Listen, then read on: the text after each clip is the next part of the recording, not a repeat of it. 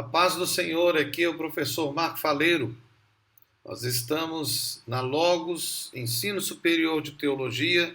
Você está a fazer a disciplina Panorama da Bíblia. Esse é o primeiro AVA da aula dupla 10, que é a aula 19 e 20, sendo esta a primeira parte da aula 19. Nós estamos no período neotestamentário, falamos já sobre a vida de Jesus e vamos entrar agora na história do livro de Atos, ou seja, da igreja, com as cartas até o livro de Apocalipse. Mas nós temos que iniciar toda essa nossa história com a morte e a ressurreição de Jesus. E essa AVA tem como foco atingir basicamente a morte e a ressurreição de Jesus Cristo. Aí estão os períodos históricos, são 7 períodos, e nós estamos no último período histórico bíblico, que é o período neotestamentário. Você está a ver aí toda a história do Velho Testamento, e nós chegamos então ao Novo Testamento ali, com todas aquelas realidades do Império Romano e também com a chegada de Jesus Cristo. E o tempo do ministério de Jesus, que nós já falamos, mas nós chegamos então agora àquele período que é o período de fato da morte e da ressurreição de Jesus Cristo. São muitas coisas que ali aconteceram na vida de Jesus, mas a partir dali nasce um novo momento do povo de Deus. O Velho Testamento chama Israel o povo de Deus. E agora o Novo Testamento não chama só Israel o povo de Deus. Israel também é o povo de Deus, mas agora o povo de Deus é chamado de Israel Celestial, que é a igreja. Nós temos então nesse período agora que nós vamos tratar nesta aula dupla, 67 anos, que é da ascensão de Jesus até o livro de Apocalipse. Então nós temos agora nesta AVA a morte e a ressurreição de Jesus, e a ressurreição de Jesus é a prova de que Jesus é Deus. É a base da nossa fé. Como diz o apóstolo Paulo, sem ressurreição, tudo seria mentira. Se ele não ressuscitasse, tudo seria mentira. Seria só um bom homem, com uma boa mensagem, mais nada. Mas houve os discípulos que foram testemunhas oculares da ressurreição. Então a ressurreição teve pessoas que viram, que encontraram com Jesus, e não foi uma, duas pessoas, foram pelo menos 500 pessoas, né? Fora essas 500, teve outras que podem ter visto, mas pelo menos, quando Jesus subiu aos céus, tinha pelo menos umas 500 pessoas. Mas especificamente 12 estiveram ali com Jesus. Na verdade, eram os 11, e mais do que os 11, né? Teve mais pessoas, porque a gente vê que quando Jesus vai escolher, quando Deus vai escolher o 12º discípulo, né? Porque tem que ser 12 dentro do padrão estabelecido pela Bíblia, da revelação, né? Eles escolhem 2 dos discípulos que estiveram o tempo todo com Jesus desde o início. E aí Deus escolhe um, que é Matias, né? Mas a gente vê que haviam outros que passaram por tudo aquilo, provavelmente estiveram ali também em momentos muito específicos, né? Até mesmo na ressurreição viram a Jesus e foram testemunhas oculares da ressurreição de Jesus.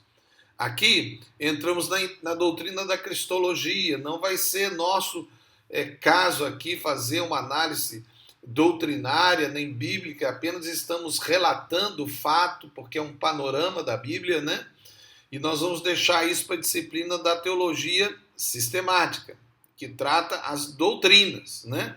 Mas é um fato que Jesus morreu na cidade de Jerusalém, e em Jerusalém também Jesus ressuscitou dentre os mortos, porque o túmulo de Jesus estava ali em Jerusalém, a capital, né, da Judéia, a cidade onde Jesus foi morto. Ele foi morto e ressuscitado na cidade de Jerusalém.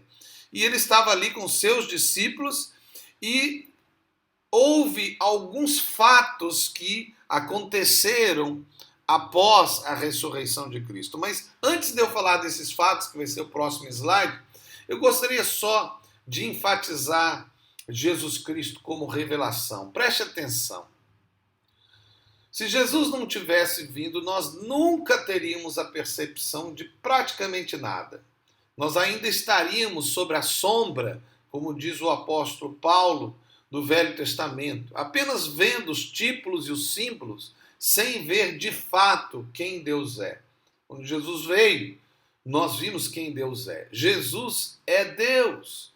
Quem é Deus? É Jesus. Preste atenção. A ideia de um Deus maldoso, um Deus irado, um Deus sem misericórdia, isso é mentira. Jesus é Deus. Então quem é o Deus do Velho Testamento? É Jesus, é o mesmo. Não existe dois deuses, é um Deus só. Então Jesus é a prova, é a amostra, é Deus se mostrando aos homens. É aquele Jesus maravilhoso, aquele Jesus que compreende, aquele Jesus que quando trazem a adúltera e diz, lança a primeira pedra, aquele que não tem pecado. E ele não tinha, ele podia ter lançado a pedra, mas não lançou. Porque ele é misericordioso.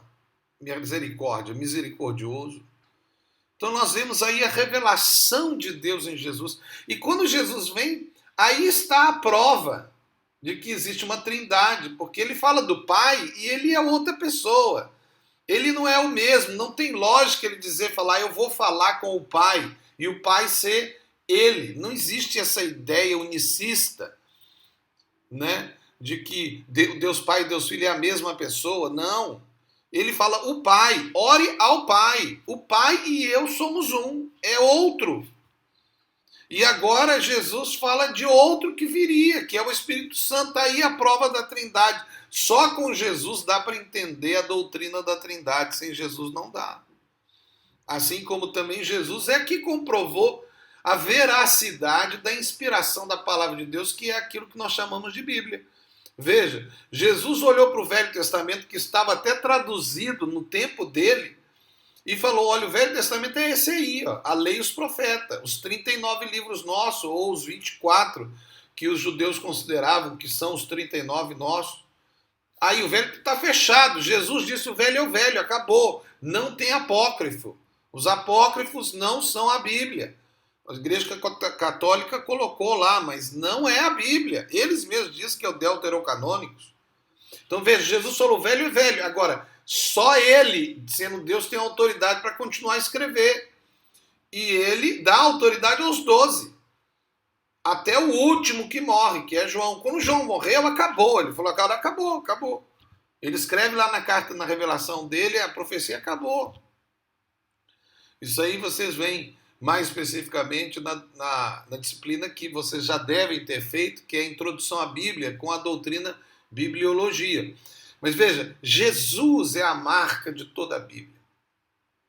E ele ter ressuscitado é tudo. Sem isso, seria impossível acreditar em Jesus, se ele não tivesse ressuscitado. Porque ele falou, eu vou ressuscitar, então ressuscitou, então mentiu. Se ele não ressuscitar, ele mentiu. Ele disse que ia ressuscitar o terceiro dia, ressuscitou. E ele disse que vai voltar, e ele vai voltar, porque ele disse que vai voltar, e ele é Deus, ele não mente. Jamais. Ele vai voltar, e ele está para voltar. E se você não prega isso, pregue. Porque ele vai voltar, a qualquer momento ele pode voltar. Não me importa que as doutrinas tribulacionistas não é a minha discussão. Ele vai voltar.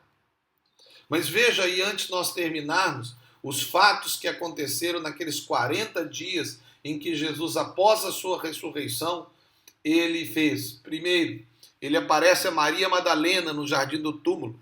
E aí nós temos um segundo momento que ele aparece às 3 Marias no túmulo. Nós não sabemos bem como que foi isso, mas são 2 fatos relatados diferentes. Os 2 discípulos, ele aparece no caminho de Emaús. Depois, ele aparece 3 vezes aos discípulos. É interessante como ele aparece 3 vezes, né? Parece que até se relacionando com Pai, Filho e Espírito Santo, mas é a ideia da trindade do 3 na Bíblia. Veja, os 11 discípulos, mais as Marias em Jerusalém, depois os 11 discípulos com Tomé e depois os 11 discípulos na montanha da Galileia. Depois Jesus aparece só para Pedro e fala com ele.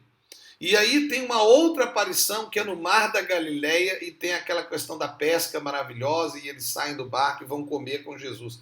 E aí até tem toda a doutrina da questão do corpo glorificado com Jesus, né? Porque Jesus come, Jesus aparece, eles pegam nele, né? Então você pode se materializar, mas isso é um outro assunto. O fato é que nós temos aí 8 aparições e a 9ª aparição é a sua ascensão, quando ele estava ali perante pelo menos 500 pessoas e ele é assunto aos céus e as pessoas veem ele subindo e aí os anjos falam, olha, do mesmo jeito, para aí gente, mesmo jeito que ele subiu, ele vai descer. E é interessante que são 9 situações, 9 aparições de Cristo e 9 tem a ver com o Espírito Santo, né? Deus já mostrando que ele estava agindo pelo Espírito Santo e já apontando para aquele que seria o outro Consolador, o Paracletos, né? O advogado, aquele que estaria entrando em nós, porque através dele nós nascemos de novo. Ninguém é filho de Deus quando nasce. As crianças podem até ser salvas, eu não estou discutindo essa questão, isso é um outro assunto. Elas podem até ser salvas por algum motivo específico de inocência, mas se são salvas é por causa da morte de Jesus, porque ninguém foi salvo se não foi por Jesus Cristo. Jesus pagou o preço do pecado pela humanidade. Qualquer maneira que a Bíblia possa criar para a salvação de crianças ou daqueles que nunca ouviram falar do Evangelho de Jesus, não me importa essa discussão, independente disso, só é salvo pela morte de Jesus na cruz do Calvário. Ele pagou o preço do primeiro ao último homem. Ele é a salvação e não há nem Maomé, Buda, Confúcio, iluminado nenhum pode salvar alguma pessoa. Só Jesus. E ele, quando subiu ao céu, eles falaram, ele vai descer, ele vai voltar e vai implantar o seu reino na face da terra. E foi ali que ele virou para os discípulos e falou assim, agora vocês esperam. E eles esperaram. Esperaram aquele que viria, que é o Espírito Santo, porque é aquele que nasce de novo, aquele que aceita Jesus como Senhor e Salvador, e não é porque você é teólogo, porque está estudando a Bíblia, porque é de uma igreja, até porque é pastor, apóstolo, profeta, seja o que for, que te faz salvo. O que te faz salvo é o arrependimento. Se você não reconhecer que é pecador, se você não aceitá-lo como Salvador e Senhor da sua vida, você vai para o inferno. Você pode ser crente de nome, pode ser pastor, pode ser o que for. A salvação só vem por meio do arrependimento e de aceitar Jesus como único e suficiente Salvador. Não há outro caminho. Só há este caminho, Jesus Cristo. E aí você nasce de novo, e quando você nasce de novo, o Espírito Santo, que nós vamos falar agora, esse momento maravilhoso, ele entra em você e você se torna o templo do Espírito Santo. Guarde essa palavra, nós estamos no início de todas as disciplinas da Logos e com certeza a primeira coisa que você tem que entender é que se você não é nascido de novo, você tem que ser, senão você nunca vai entender a Bíblia, nunca vai entender Deus. Você pode até ser um doutor da lei igual os escribas e os fariseus, mas você não vai entender Deus. Porque Deus você só entende quando você tem relacionamento com Ele. E para isso o Espírito Santo tem que entrar em você. E digo mais, você tem que pedir a Ele para Ele te batizar com o Espírito Santo, para você poder falar em línguas estranhas, para você orar pelos enfermos, expulsar os demônios, para você ser cheio do Espírito Santo de Deus, senão você nunca vai ser realmente um teólogo de verdade. Que Deus te abençoe. Aqui é o professor Marco Faleiro, na disciplina Panorama da Bíblia. E você está na Logos Ensino Superior de Teologia. E, querido, seja feliz, mas faça alguém feliz. Em nome de Jesus.